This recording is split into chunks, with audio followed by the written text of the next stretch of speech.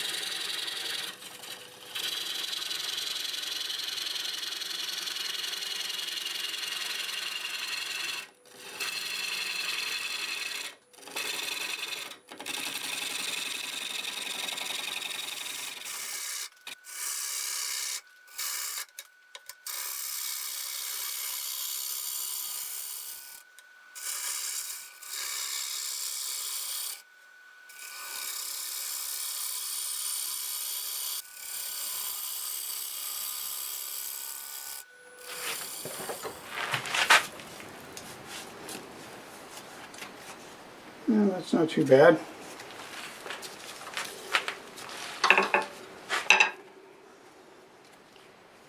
Get us a tenon on here and then refine that base a little bit.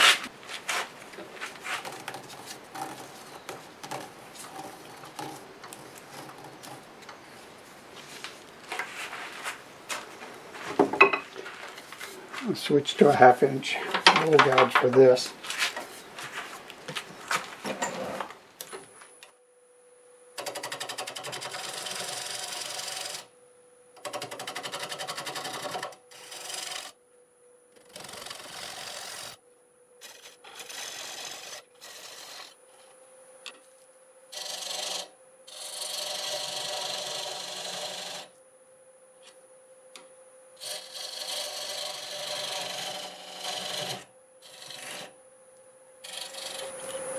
Do a little shear scraping along this wall here, and I think we'll just about have it.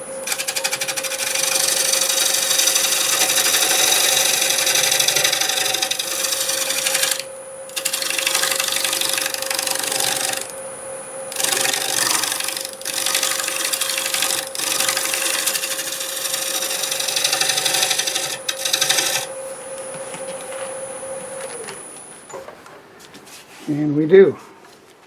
I'm going to go ahead and take it off of the worm screw and get it flipped around. I'll do the sanding a little bit later.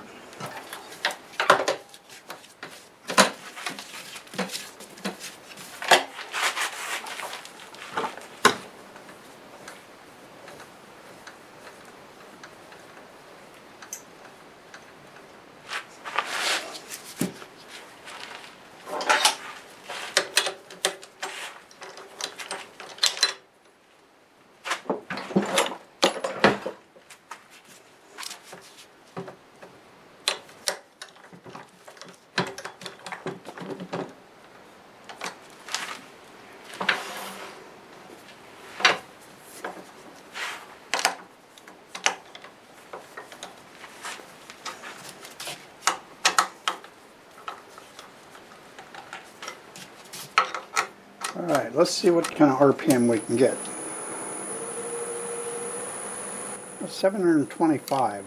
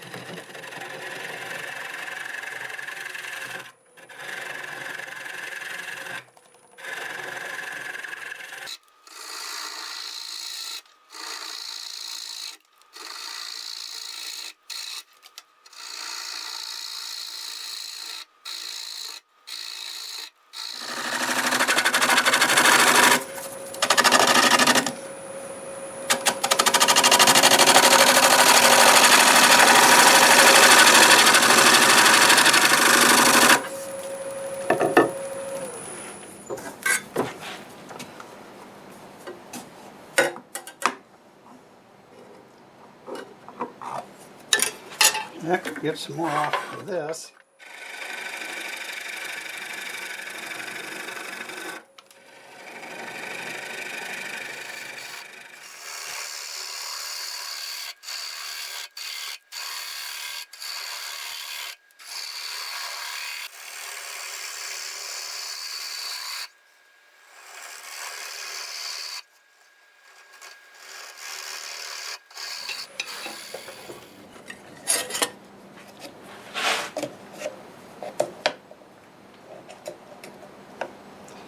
Alright, I've got 3/8 on the bottom. That's good enough.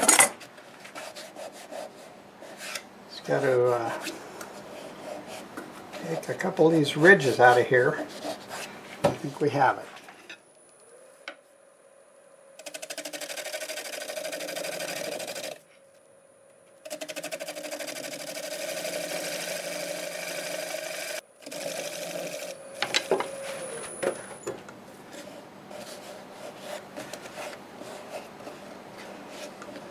Not too bad. I think I'll blend this with my negative rake scraper right here.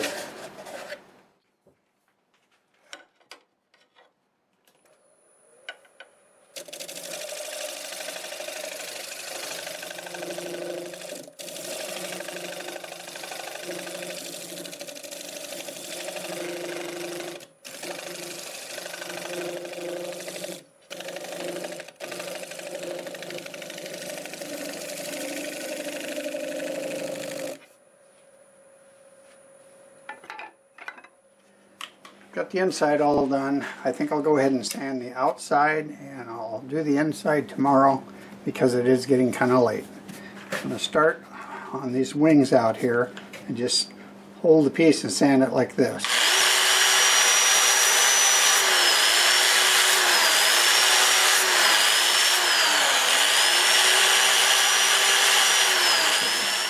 So now I'll run it in reverse.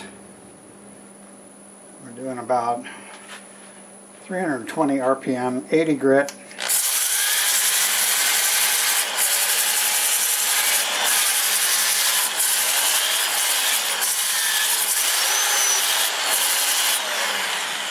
Right, I'll do that for a while, get it sanded up to 400, and then we'll finish it up tomorrow.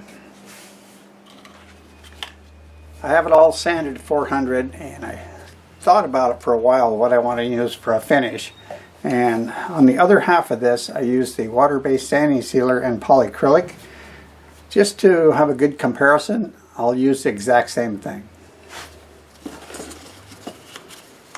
So this is the Minwax water-based sanding sealer, and I put that on usually with a cloth and just get it to soak in really good on the first coat. I'll wipe these streaks off once we get it on there, hit any dry spots, and we'll just go ahead and do it again after this dries and maybe lightly sanding it. Rinse and repeat.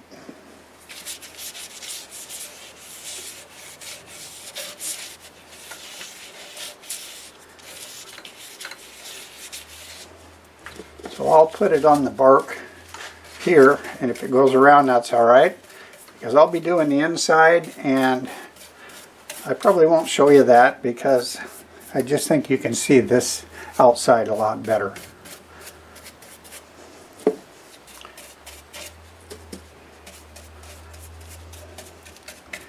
I really like the polyacrylic as a finish. It dries pretty fast, sands easy, and it looks good. So hard to beat those combinations. But I like most of the finishes. So it just all depends what I'm working on. Squeeze this out of that rag a little bit. We'll just wipe it down. That's about it. Maybe one more coat of sealer and a couple of coats of polyacrylic.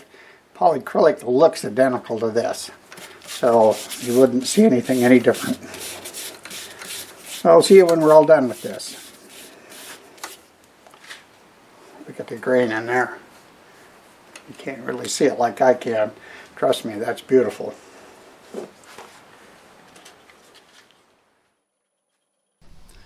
So it's getting kind of late, and I just wanted to get this tenon cut off, so I didn't really say much about it, but I got through it pretty easily. I switched to using a 3/8 bowl gouge to rough most of it out, and maybe at the end I have a spectacular removal of that nub, or maybe I don't, so make sure you stick around and watch that.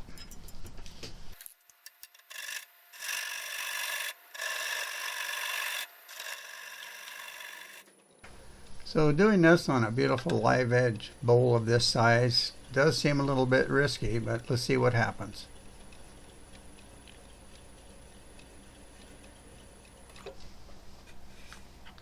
Success! Well, here it is. It is all done, and it's a beautiful piece of black walnut. It's just a spectacular piece. There's the underside. And that bark, I really like that bark.